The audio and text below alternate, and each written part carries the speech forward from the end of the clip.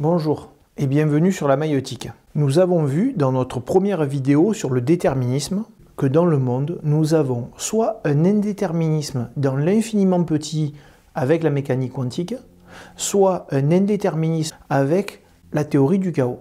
Le cas classique du double pendule fait apparaître qu'après avoir été lancé, il n'est rapidement pas possible de prévoir ce qu'il va se passer. Le cas de l'aiguille que j'ai donné dans ma première vidéo. Pour rappel, nous positionnons une aiguille sur un plan, on essaye de la mettre à l'équilibre, donc le plus précisément possible. Il se trouve qu'on ne peut pas dépasser la précision qui est permise par le principe d'incertitude d'Heisenberg, et même avec cette précision, l'aiguille finit par quitter le point d'équilibre en quelques secondes, et elle tombe dans une direction qui n'était pas prévisible.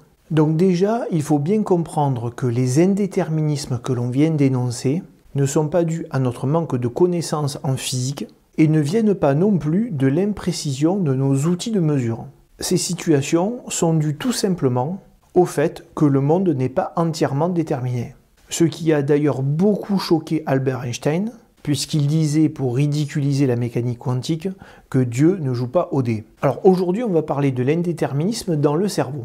Si ces situations que je viens d'énoncer sont indéterminées, on peut très facilement supposer que notre cerveau étant bien plus complexe que le mouvement oscillatoire d'un double pendule, soit tout aussi indéterminé. Pour le moment, nous avons deux écoles de pensée. Les uns pensent que le cerveau est complètement déterminé. Ils pensent en fait que le cerveau ne fait que réagir à des stimulus. Pour faire simple, ce courant de pensée imagine que le cerveau est tout aussi déterminé qu'un engrenage, pour lequel l'ensemble des pièces tourne de façon complètement prévisible. Mais on trouve un autre courant de pensée qui imagine assez facilement que le cerveau est un endroit où, de la même manière que pour notre pendule ou notre aiguille, les réactions peuvent être imprévisibles. Et entre nous, si le balancement d'un double pendule ou la chute de notre aiguille sont des situations indéterminées, il n'y a pas de gros risque à imaginer que le cerveau l'est tout autant. D'ailleurs, à aujourd'hui, personne sur cette planète ne peut vous certifier que le cerveau est le théâtre de réactions toutes complètement déterminées. On ne pourra pas clairement trancher rapidement sur ce point. Qui a raison?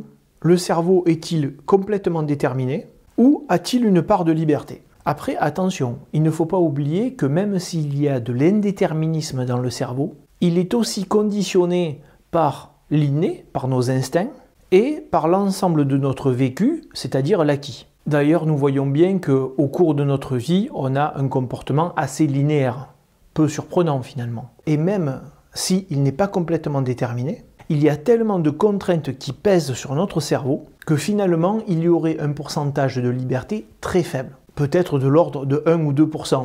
C'est une image que je donne pour bien faire comprendre que nous sommes bien conditionnés et très prévisible, même si finalement on se sent libre. Mais il n'est pas délirant d'imaginer que le cerveau, avec tous ces processus complexes, chimiques, électriques et quantiques, n'est probablement pas complètement déterminé. Donc je vais me permettre de faire une conjecture qui n'est finalement pas très audacieuse. C'est que le cerveau est bien un endroit où l'indéterminisme peut s'exprimer. À ce moment, il y a fort à penser que cette sensation de vie, le « je pense donc je suis » de Descartes, soit le résultat de cet indéterminisme. Donc ce que l'on appelle notre libre arbitre viendrait peut-être de l'indéterminisme qui s'exprime dans notre cerveau. En d'autres termes, que notre sensation de liberté de penser vienne de cet indéterminisme. Alors cette conjecture que j'ai proposée nous amène à faire une remarque sur notre identité, qui vient du « je pense donc je suis ». Vous allez voir que cette idée, que nous soyons identifiés par cet indéterminisme, permet de répondre à certains paradoxes. Alors déjà, si c'était le cas, nous pouvons faire des parallèles intéressants avec des situations indéterminées connues. Pour notre double pendule ou notre aiguille qui tombe, vous ne pourriez pas reproduire le même mouvement, même si une fois le balancement terminé, vous le relancez exactement de la même manière, ou que vous repositionnez l'aiguille en équilibre. Les trajectoires ne seront jamais les mêmes. Normalement, l'indéterminisme qui va s'exprimer dans ces expériences sera unique. Nos objets n'auront jamais le même libre arbitre. Ce qui nous conduit à nous attaquer à des paradoxes sur notre identité personnelle. Donc j'avance encore un peu dans l'indéterminisme du cerveau. Quand on se pose la question de notre identité en tant que personne. Qu'est-ce qui fait que je suis le même moi au cours du temps? Cette discussion en philosophie est très intéressante. Nous allons reprendre quelques arguments de la philosophie et y ajouter quelques idées qui viennent de notre conjecture sur l'indéterminisme qui régnerait dans notre cerveau. Quand il s'agit de parler de notre identité, de savoir si nous sommes toujours nous au cours du temps, on voit l'argument du bateau de Thésée. Donc Thésée, c'était un héros dans la mythologie grecque. Il part d'Athènes en bateau pour combattre le Minotaure qui se situe sur l'île de Crète.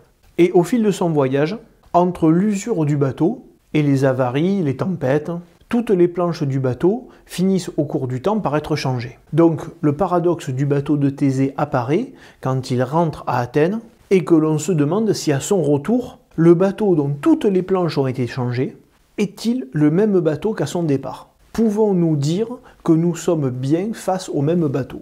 Donc normalement, vous voyez où c'est que l'on va en venir. Au cours de la vie, les cellules de notre corps se remplacent régulièrement. Chaque organe se renouvelle plus ou moins vite, même la peau, le sang.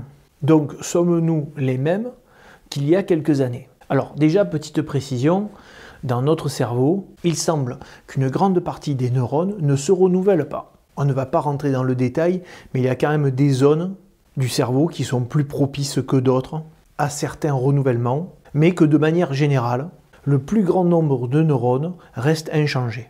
Donc déjà, cela nous aide à répondre au paradoxe du bateau de Thésée, si l'on considère que notre identité est en grande partie due à notre cerveau.